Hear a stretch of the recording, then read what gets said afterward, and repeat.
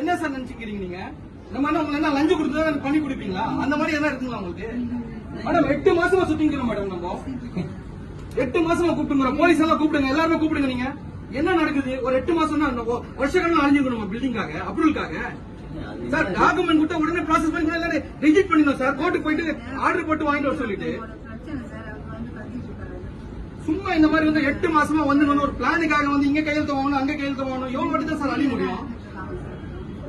எவ்வளவு வாட்டி தான் நம்ம அழியணும்? இல்ல என்ன ரீசன் கேட்கணும்? அவ்வளவு கொட்டேஷன் சப்மிட் பண்ணியாச்சுன்னு சொல்லி சொல்றாங்க. அவருக்கு எல்லாம் தெரியும். அவர் பேச மாட்டாங்க.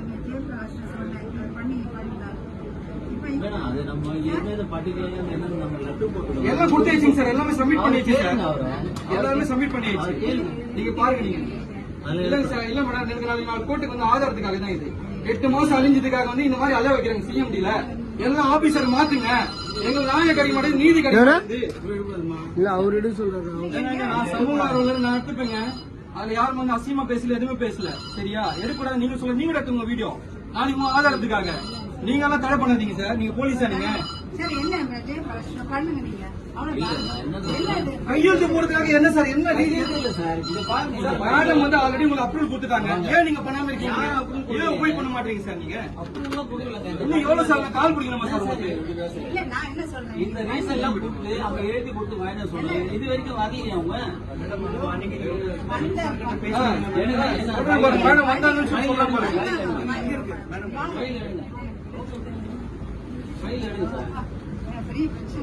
ரூம் வச்சுட்டு எவ்வளவு மாத்தி அழியணும்? ஒரு வேலைக்கு வந்து இது கொடுத்தாதானே கொடுக்கவே சார். ஃபைல் எங்க இருக்குன்னு பாருங்க சார். நீங்க எங்க கிட்ட வரல சார். அது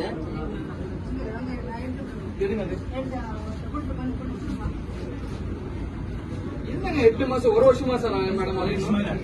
அதே வந்து ஒரு முதலமைச்சர் வீடு கட்டுறாங்கனாக்கா ஒரு 2 நாள்ல வந்து நீங்க பிளான் அப்ரூவல் தர மாட்டீங்க. நம்மளோட துட்டு தானே கட்டுறோம். நம்ம சும்மா ஓசில பிளான் அப்ரூவல் கேட்கறோம்.